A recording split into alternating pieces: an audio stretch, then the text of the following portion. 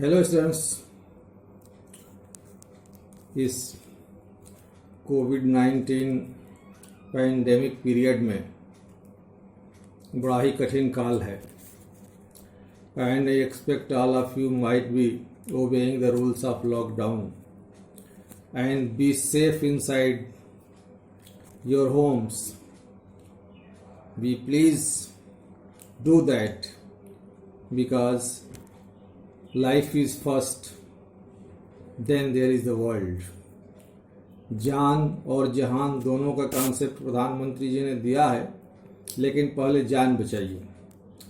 तो हम लोगों ने पढ़ा था पिछले टर्म में द ट्रू ब्यूटी, और ट्रू ब्यूटी के बाद आता है ऑन हिज ब्लाइंडनेस। पोएम है on his blindness composed bye John Milton, one of the greatest poets of the world, and John Milton is well known name in the history of English literature.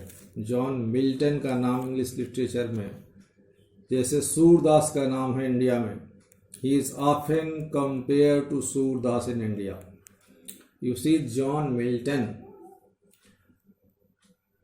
was a great poet and wrote The Paradise Lost, The Paradise Regained, Samson Agonists and so many sonnets. Paradise Lost को कहा जाता है the first and last greatest epic of the world in English language. English language में सबसे बड़ी महाकाव्य है।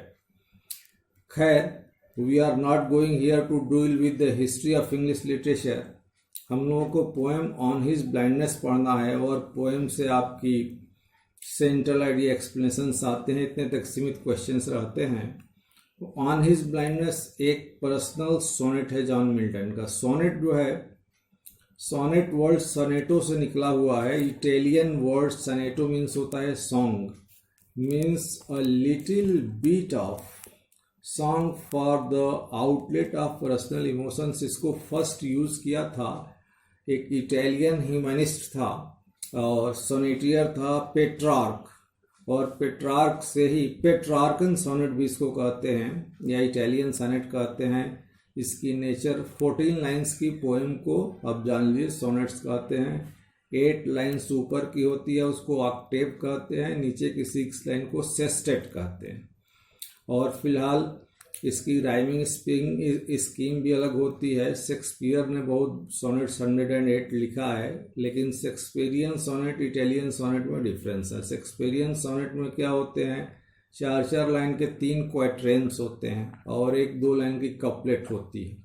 क्योंकि शेक्सपियर ने सोनेट को यूज़ किया और ग्रेटेस्ट पोएट था, इसलिए उसको शेक्सपियरियन सोनेट या इंग्लिश सोनेट भी कहते हैं।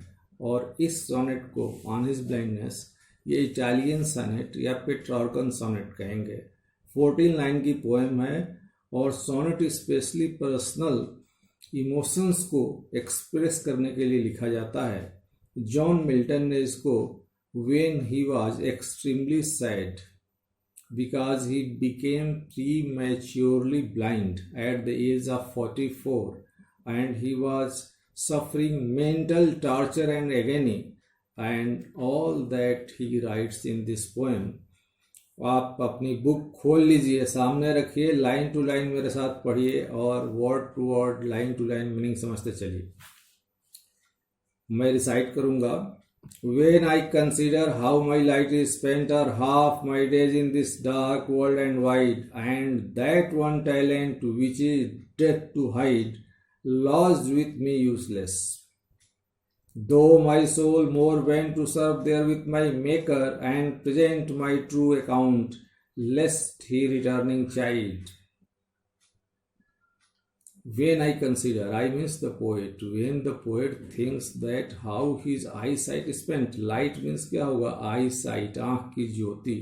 जब मैं सोचता हूँ कि कैसे मेरी आँख की ज्योति चली गई, और half my days, और मीन्स बिफोर, पहले, मेरे आधे जिंदगी के पहले भी, at the age of 44, near about before 50, in this dark and world and white, when one person becomes blind, the world is dark, there is nothing for him in this world, it is very difficult to survive in the world. So in this dark world in the sorrowful world, full of grief, full of agony, full of pain, full of torture. Milton says, and that one talent which is dead to hide, one talent.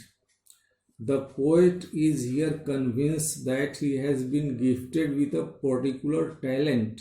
And what is that gift? That gift is he has poetic talent. He has the capacity to write poetry, and it has been given by God.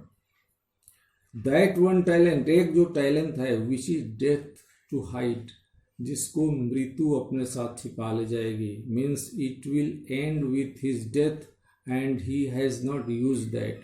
Talent की कहानी Bible की पुस्तक Matthew में आती है कि एक father अपने 3 सन को 3 टैलेंट देता है। 2 सन जो है बिजनेस करके टैलेंट्स को डबल कर लेते हैं। 3rd सन जो है उसको ज़मीन में गाड़ देता है पैसे को कि कहीं खो ना जाए। इसी प्रकार मिल्टन अपने आप को 3rd सन से कंपेयर कर रहा है कि वो 3rd सन की तरह चाइड किया जाएगा, रिब्यूक किया जाएगा फादर के द्वारा।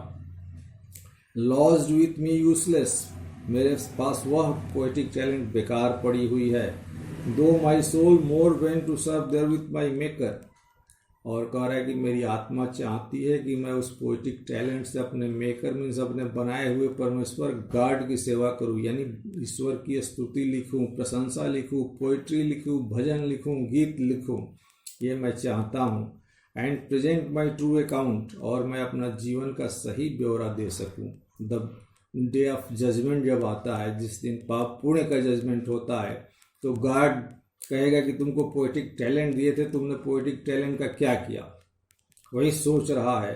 लेस्ट he returning child means review, फटकारना, एडमोनिश, कि गॉड उसको डांटेगा, फटकारेगा। Doth God exact day labour light denied, फिर अपने आप में क्वेश्चन पूछता है। I fondly ask, fondly means foolishly, poet ask himself, will God demand day labour from me? On the other hand, I am blind. If I am blind, why should God seek day labor from me? He just a sort of mental clash comes in his mind. Doth God exact? Exact means यहाँ पर demand होगा। Exact means आप मत समझिए कि बिल्कुल accurate होगा। Accurate भी होता है जब एग्जैक्ट का अर्थ एडजेक्टिव होता है। एग्जैक्ट तो एडजेक्टिव में इसका मीनिंग एक्यूरेट होता है, एग्जैक्टली 10 o'clock जैसे एक्यूरेटली। लेकिन एग्जैक्ट यहाँ पर वर्ब है, इसलिए इसकी मीनिंग टू डिमांड होगा। तो क्या गॉड डे लेबर डिमांड करेगा और हमसे आई साइट छीन लिया है, डिनाई कर लिया है? मैं फॉन्डली पूछता हूँ मूर्खतापूर्वक। But patience to prevent that murmur soon replies, but patience to prevent that murmur soon reply, यहाँ पेशेंस रिप्लाई करती है। आप यहाँ पर नोट कीजिएगा कि फिगर ऑफ स्पीच पर्सनिफिकेशन है। पर्सनिफिकेशन वह फिगर ऑफ स्पीच है इसमें abstract things, non living things को ऐसे ट्रीट किया जाता है मानो कि वो सजीव हो, लिविंग है। तो यहाँ पर पेशेंस उत्तर दे रही है। पेशेंस अब्स्ट्रैक्ट है, वो स्पीक नहीं कर सकती है। That's why here is personification. लेकिन इस मर्मर मीन्स कॉम्प्लेन होगा यहाँ पर। विलियम वर्ड्सवर्थ वाला मर्मरिंग साउंड नहीं है प्लेजेंट साउंड। यहाँ murmur means complain, means the poet seems to complain against God that God has blinded me prematurely and why should he seek day work from me? Then his patience replies at once, then and there replies what? God doth not need either man's work or his own gifts. God doth not need means God को न तो अपने work की आवश्यकता है न अपने gift की। Means suppose that if God has gifted you something, he wants nothing in lieu of that gift, in place of that gift. Whatever he has given to you forever and ever. God के पास कुछ भी आपसे लेने की आवश्यकता नहीं है, ना आपके वर्क की आवश्यकता है। Who best bear his mild yoke they serve him best, ये लाइन मोस्ट इंपॉर्टेंट और मोस्ट कोटेबल लाइन से कोट की जाती है। Who best bear his mild yoke, bear means सहन करना, mild yoke means light suffering. Yoke means बैल के कंधे पर जो रखा जाता है खींचने के लिए, उसको योक कहते हैं। यहाँ पर लाइट सफरिंग से है। जो ईश्वर द्वारा दी गई हल्के फुल्के सफरिंग्स को अच्छे ढंग से सहन कर लेता है बिना कंप्लेन किए, वही गॉड की सबसे अच्छी सेवा करता है. He is the best servant of God who suffers the light sufferings given by God without complaining a single word against God. His state is kingly. God के लिए है, गॉड की स्टेट किंगली है, means God is the king of Kings. वह राजाओं का भी राजा है. Thousands at his bidding speed and post over land and ocean without rest. They also serve who only stand and wait. Thousands at his bidding speed.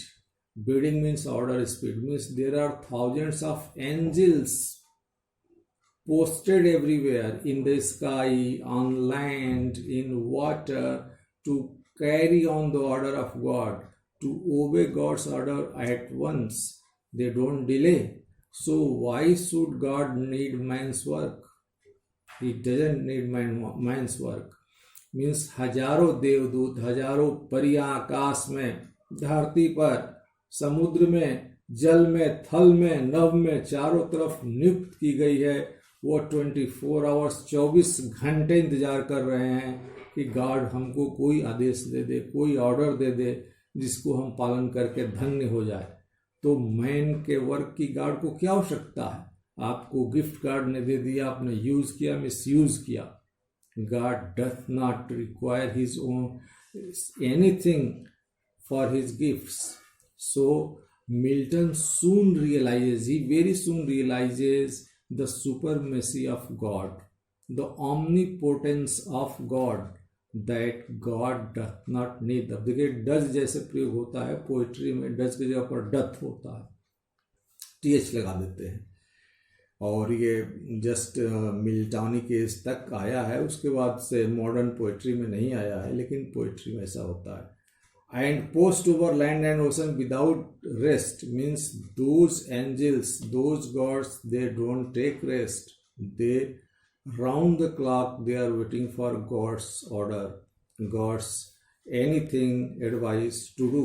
They also serve who only stand and wait. लेकिन मान लो किसी राजा के हजारों नौकर हैं, सबको सेवा करने का अवसर नहीं मिलेगा, लेकिन जो स्टैंड एंड वेट, जो खड़े खड़े आदेश की प्रतीक्षा कर रहा है, वो भी सेवा कर रहा है. The poet means to say that willingness to serve matters much.